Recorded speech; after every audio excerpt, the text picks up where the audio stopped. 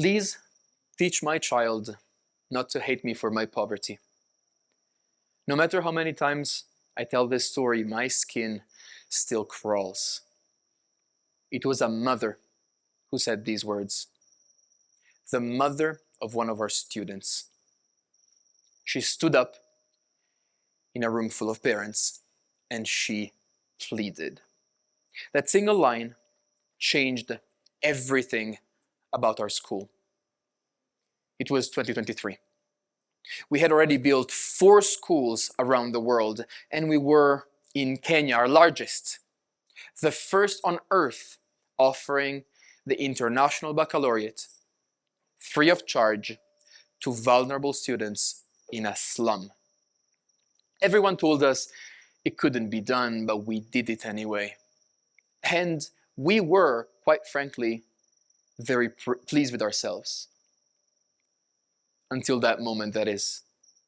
The moment we realized that we were destined to fail. More on that in 1 minute. These days, artificial intelligence has become everyone's bread and butter. So there is no lack of talk around the future of education. Capital F, capital E. People say that by 2050, technology will disrupt education so profoundly, it will become unrecognizable. Of course it will. We have no idea what schooling will look like in 10 years, let alone 20, 30 years. Adaptive, self-guided learning will replace the classroom lecture. Educators will shift from delivering information to offering human support. The standardized test will start to look prehistoric. Online learning will make the access of information ubiquitous. Learning will become more accessible than at any other point in human history, which is good. Don't get me wrong, that's good. The physical human experience of going to school, however, is going to become more expensive, not less, which is not good. While learning is about to become free virtually for everyone on earth, going to school is about to become a luxury. We keep on confusing schooling and learning, technology and innovation.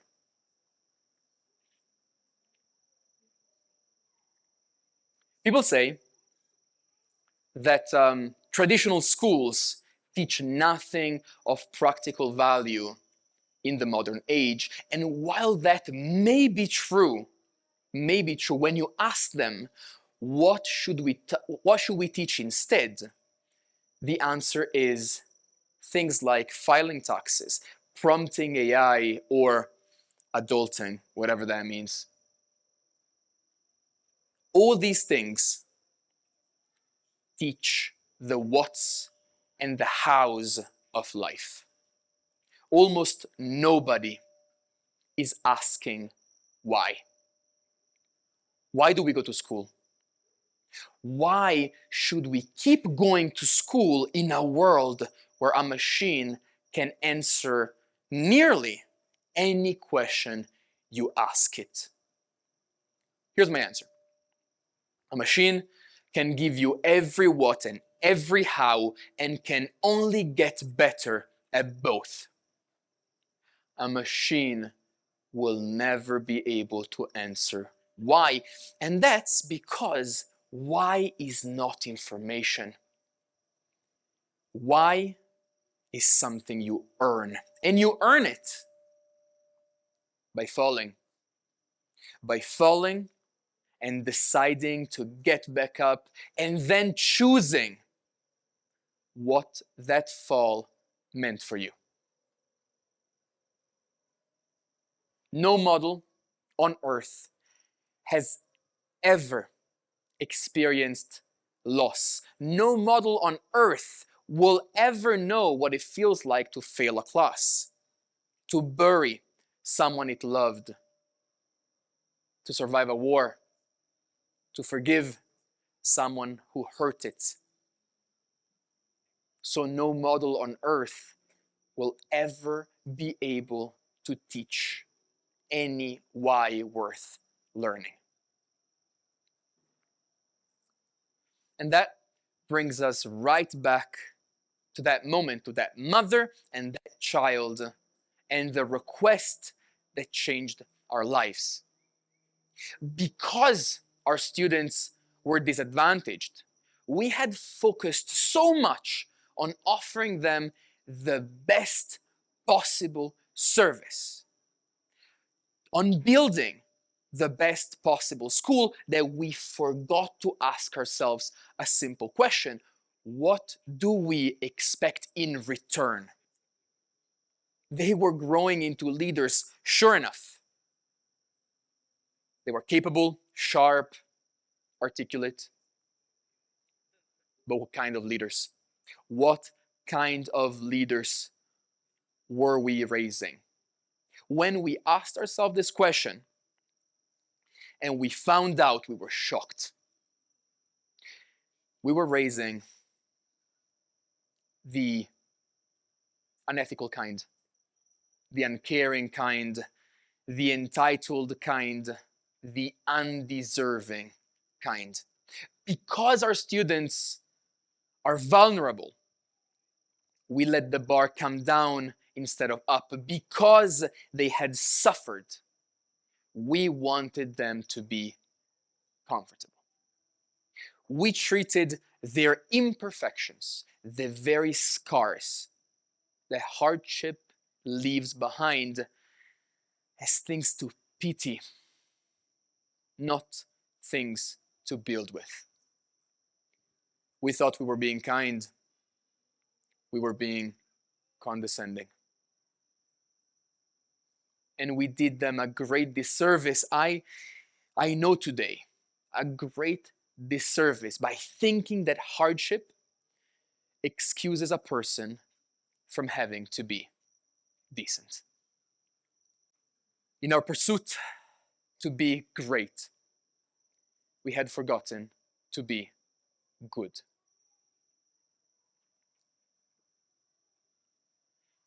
If that sentence doesn't unsettle you, sit with it a little longer. Modern society was built around the fear of imperfections. Not only in schools, mind you, but also in companies, maybe your company. Families, maybe your family.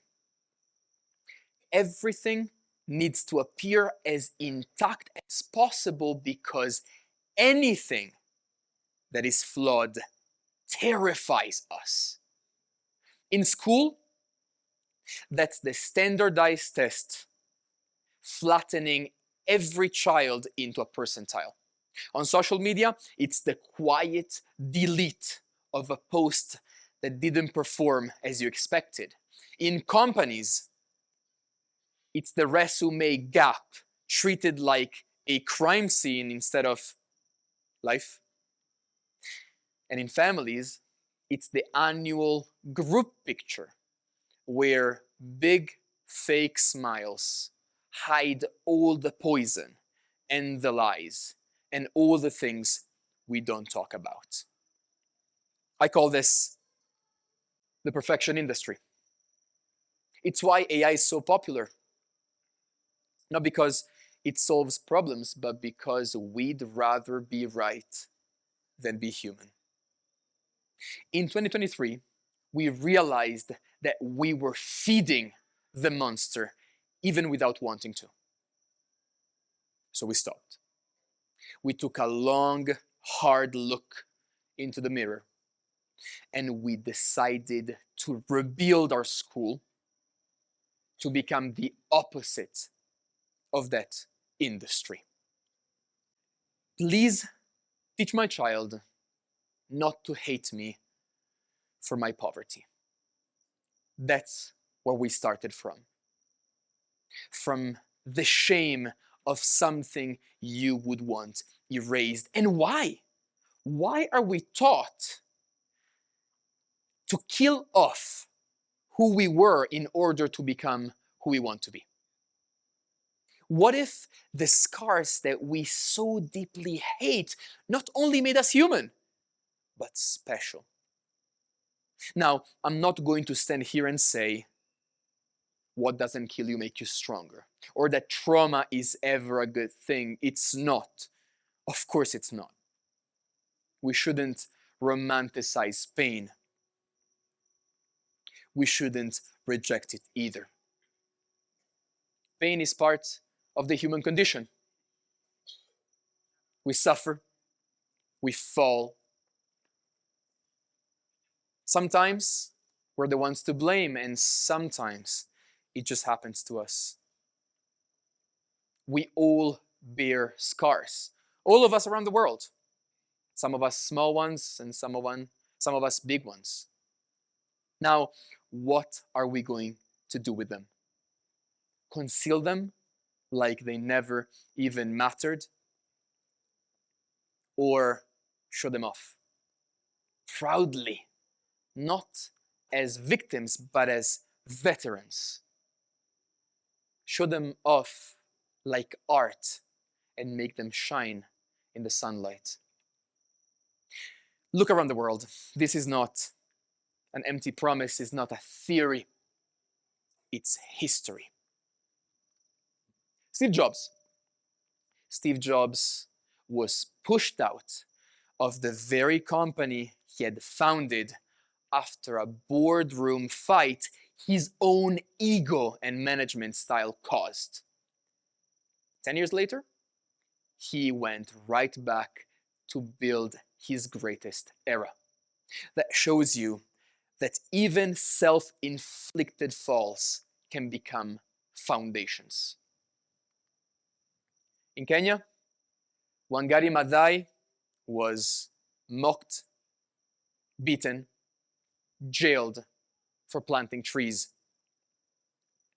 She then became the first African woman to win the Nobel Peace Prize. In Italy, Enzo Ferrari was rejected by Fiat, one of the largest automobile companies in the country, as a young man looking for any job he could find. Decades later, Fiat paid millions to buy a piece of the company he built instead, Ferrari. None of them negated what happened to them. Whoever was to blame, they all decided to build with it.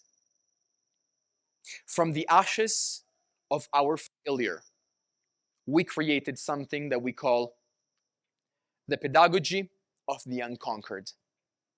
And that is not a philosophy that we dreamed up on paper, a study born of a university room.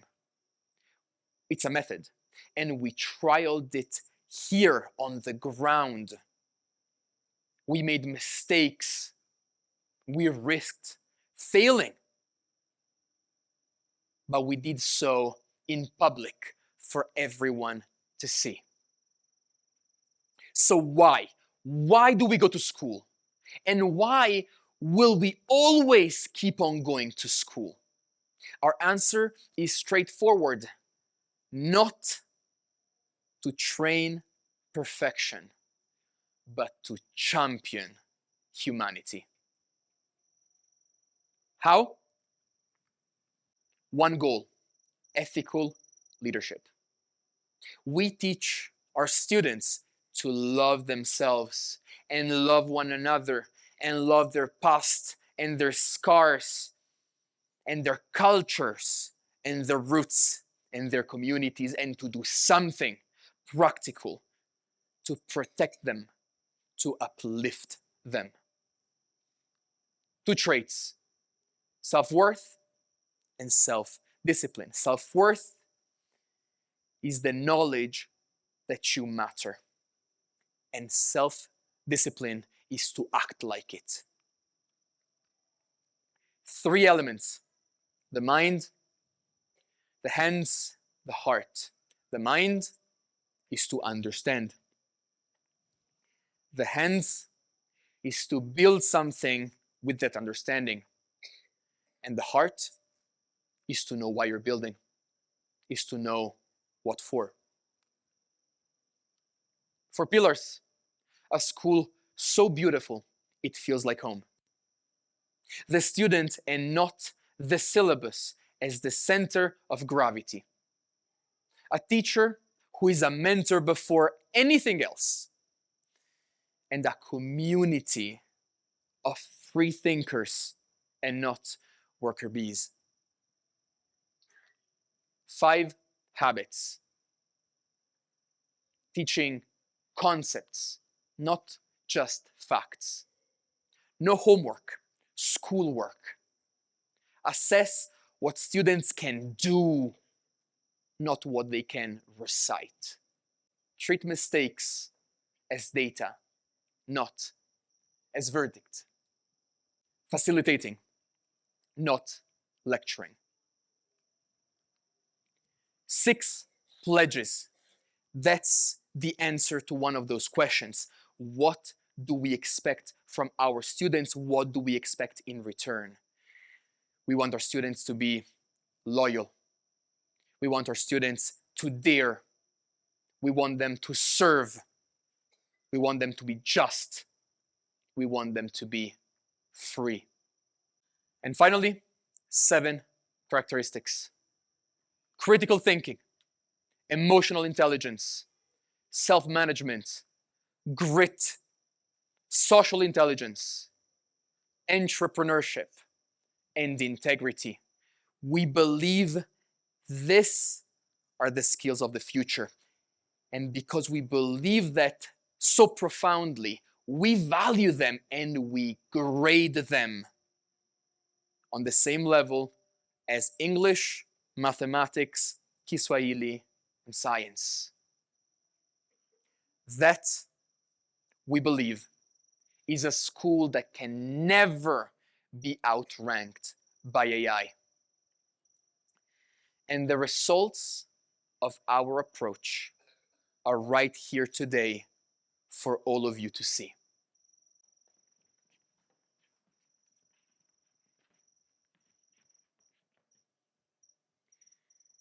They were not chosen as the most privileged, but as those from the humblest beginnings. Gloria, a former child miner, showing the world that potential can be found buried in the most unlikely of places. Andy, Buddy, Blessing, Emmanuel, Blessy, refugees from all over East Africa, modeling kindness in their community. Stacy, an orphan who taught herself how to read and write long before she had a chance to go to school. Idris, a former street child, rising up as a leader after he was told he had no future.